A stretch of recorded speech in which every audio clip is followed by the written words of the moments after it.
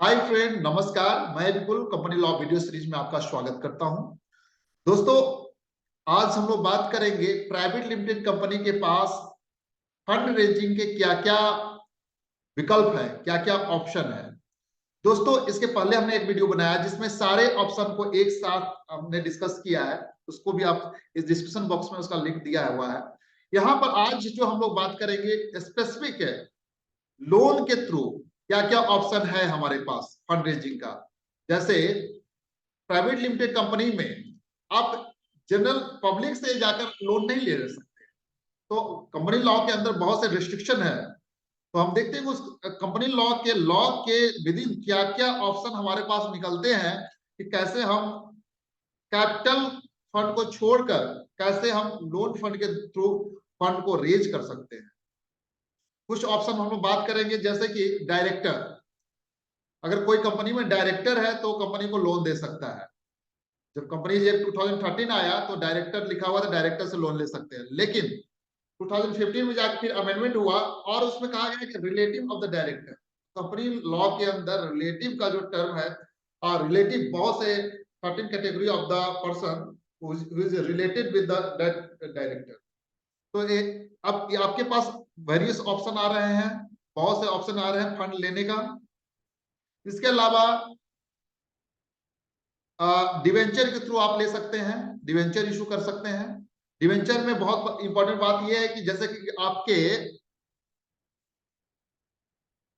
Securities के case में, equity capital के केस में आपके जो फंड रेजिंग का ऑप्शन है वो लिमिटेड है, क्योंकि प्राइवेट लिमिटेड कंपनी में मैक्सिमम आप 200% मतलब मेंबर से तक ही जा सकते हैं, तो रिस्ट्रिक्शन है। लेकिन डिवेंचर के फॉर्म में आपका रिस्ट्रिक्शन नहीं है। डिवेंचर से आप loan number of debenture holder कोई रिस्ट्रिक्शन नहीं है। तो यहाँ पर आप बहुत से ऑप्शन है आपके पास। दूसरा, बैंक से बोरोइंग कर सकते हैं, इसमें भी कोई लिमिट नहीं है आपके पास, ठीक है।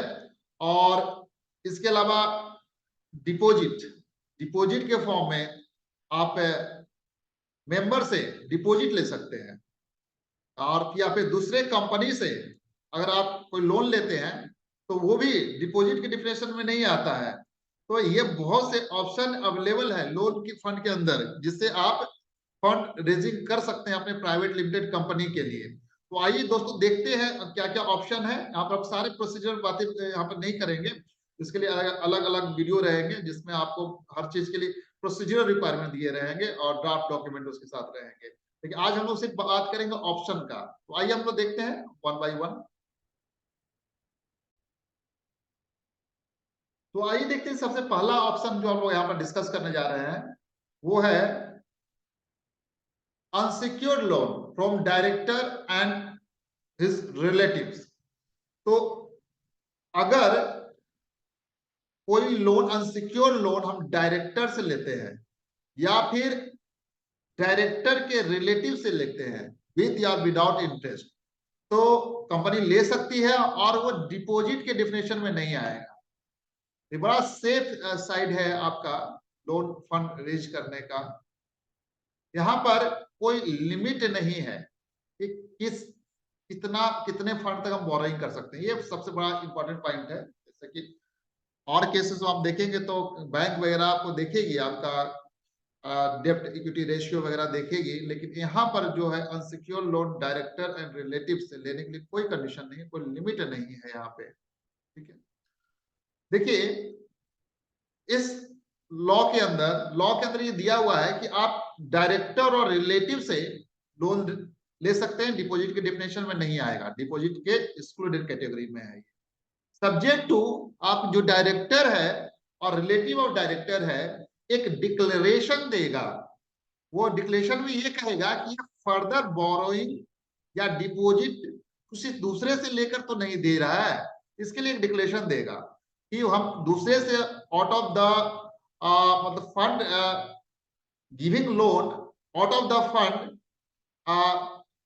टेकन लोन और डिपॉजिट टेकन फ्रॉम अदर्स। तो इसके लिए एक डिक्लेरेशन देगा। हम यहाँ पे डिक्लेरेशन के फॉर्मेट भी देखेंगे। आप अगर आपको जरूरत होगा तो मैं आप जैसा मुझे इस कमेंट बॉक्स में लिखेंगे या मेल करेंगे तो मैं आपको डिक्लेरेशन फॉर्मेट भी दे दूंगा। तो यहाँ पर जो डायरेक्टर और रिलेटिव ऑफ द डायरेक्टर है जो लोन दे रहा है कंपनी को, तो वो एक साथ में एक डिक्लेरेशन भी देगा। रिक्वायरमेंट सिर्फ इतना है कि कंपनी है जो बोर्ड रिपोर्ट में अनसिक्योर्ड लोन जो ले रहा है डायरेक्टर और रिलेटिव का, उसको मेंशन करेगा इसका। तो आइए देखते हैं कि डिक्लेरेशन का फॉर्मेट क्या है। तो यहाँ पर डिक्लेरेशन सीधा देगा, डिटेल अपना देगा, ठीक है। Acting as the capacity of director, और रिलेटिव है तो यहाँ पर मैंने ऐड भी कर दिया, relative of the director. Detail देगा किसका रिलेटिव है, डायरेक्टर का डिटेल देगा, इवन डीन नंबर भी मेंशन करना चाहिए उसको, और किस कंपनी का है, कंपनी का नाम, and do hereby solemnly declare that I have lent rupees, कितना अमाउंट दे रहा है, ठीक है, एज अनसिक्योर्ड लोन, अगर विद इंटरेस्ट या विदाउट इंटरेस्ट दोनों ऑप्शन है उसके पास, पर एनम to the company, and the said amount of the money, out of the said amount of the money rupees जो भी है has been given out of my own fund, because not allowed from the loan or borrowing taken from other person, and is not being given out of the fund acquired by me by borrowing or accepting loans or deposit from others। तो यहाँ पर देगा, यहाँ पर सारा अपना detail देगा, और यहाँ पैन नंबर भी देना चाहिए उसको, क्योंकि सारा रिक्वायरमेंट आपके एक साथ हो जाएगा। तो ये आप डिक्लेरेशन फॉर्मेट यहाँ पर यूज करना चाहिए, जिससे आप इसको स्टाम्प पेपर पर दें। तो ये एक ऑप्शन है। नेक्स्ट ऑप्शन हम आते हैं बैंक से। तो बैंक का जो ऑप्शन है आपको उसमें होता है, जब प्रमोटर के पास सफिशिएंट फंड नहीं होता बिजनेस ऑपरेशन के लिए, तो बैंक को अप्रोच करता है, बैंक से वो रेज करता है। तो बोरोड फंड यहाँ पर कॉस्ट आता है, कॉस्ट ऑफ फिक्स इंटरेस्ट उसको देना पड़ता है, ठीक है। डिसाइडेड लॉन्ग टर्म पीरियड होता है, और इसके लिए बोर्ड रेजोल्यूशन पास करना होता है उसको। जो बैंक से बैंक जब लोन के लिए अप्रोच करते हैं तो आप रेजोल्यूशन का कॉपी भी लेता है। डिवेंचर के केस में तो private limited company debenture issue कर सकता है with option to convert such debenture, share में कन्वर्ट करने का, इधर होली और partly at the time of redemption. तो इस तरह कर सकता है। प्रोविजो में इसका लिखा हुआ section 71 of the companies act के अंदर कि डिवेंचर इशू विद ये ऑप्शन के साथ ही इसको कन्वर्ट करेंगे शेयर के। तो ये जो है अगर ऐसा करते हैं, देखिए इक्विटी होल्डर का क्योंकि इंटरेस्ट यहाँ पर डाइल्यूट होगा, तो इसलिए इसको अप्रूवल का रिक्वायरमेंट है। स्पेशल रेजोल्यूशन शेयर होल्डर के द्वारा स्पेशल रेजोल्यूशन पास करके उसको अप्रूव किया जाएगा। अगर कोई डिवेंचर इशू होता है with the option to convert into shares at the time of redemption, then that case a special resolution is required. So approval, a special resolution from shareholder is required. इसके अलावा ये जो debenture है secure और unsecure दोनों issue हो सकता है, और सिक्योर डिवेंचर अगर इशू होता है तो जो टाइप रूल्स है उसके बाद सारे टर्म्स एंड कंडीशन फिल करने होंगे। और ये इंपॉर्टेंट चीज है कि कंपनी कोई किसी भी टाइप का ऐसा डिवेंचर इशू नहीं करेगी जिसमें वोटिंग राइट होगा, क्योंकि उसे इक्विटी होल्डर का इंटरेस्ट सेक्शन 71 में ये सारे रिक्वायरमेंट लिखे। नेक्स्ट ऑप्शन डिपॉजिट के फॉर्म में, एक प्राइवेट लिमिटेड कंपनी जो है डिपॉजिट जो है सिर्फ मेंबर से ले सकती है, ठीक है, after obtaining approval of the member in general meeting में ऑर्डिनरी रेजोल्यूशन से पास करके इसको कर सकती है। कुछ कंडीशन है जिसको आपको यहाँ पर कंप्लाई करना पड़ेगा कि deposit which are repayable on demand जो है तो उसको एक्सेप्टेड या रिन्यूड नहीं एक्सेप्टेड और रिन्यूड, तो no deposit which are repayable on demand shall be accepted. दूसरा, no deposit which are repayable on notice within a period of 6 months or more than 36 months shall be accepted or renewed।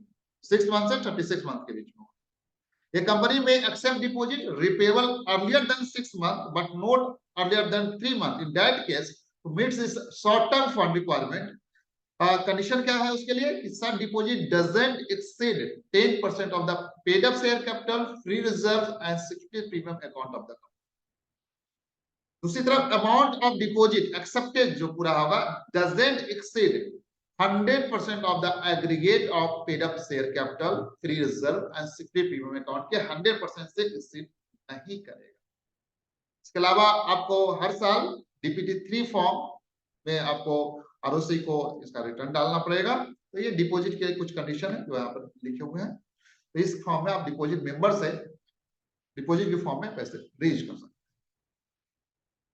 एक और बड़ा ही अच्छा option है आपके पास, inter corporate deposit, मतलब एक company दूसरे कंपनी को लोन देना। ठीक है, बाकी सेक्शन 186 को कंप्लाई करना पड़ता है, लेकिन यहाँ डिपॉजिट की कंडीशन में नहीं आएगा। देखिए, एक कंपनी दूसरे कंपनी को लोन देगा, और डिपॉजिट डिफरेंस में डिपॉजिट कंप्लायंस भी नहीं करने पड़ेंगे। तो इंटर कारपोरेट डिपॉजिट का मतलब कोई भी डिपॉजिट या लोन जो एक कंपनी दूसरे कंपनी से लेती है उसको कहते हैं इंटर कारपोरेट डिपॉजिट। और इंटर कारपोरेट डिपॉजिट डिपॉजिट के डिफिनेशन जो कंपनी का डिपॉजिट का डिफिनेशन है उसमें नहीं आएगा, इसको डिपॉजिट कंप्लायंस भी नहीं करने पड़ेंगे। इसलिए प्राइवेट लिमिटेड कंपनी लोन दूसरी कंपनी से ले सकता है और वो डिपॉजिट कंसीडर नहीं किए जाएंगे। बड़ा अच्छा ऑप्शन है। Section 186 of the companies act भी जो है, ये देखिए, एक कंपनी दूसरे कंपनी को दे सकता है, लेकिन ये अगर होली ओन सब्सिडी या ज्वाइंट वेंचर कंपनी है तो उसमें सेक्शन 186 भी अप्लाई नहीं। ठीक है, तो ये है इंटर कॉर्पोरेट डिपॉजिट के फॉर्म में आप लोन दे सकते हैं।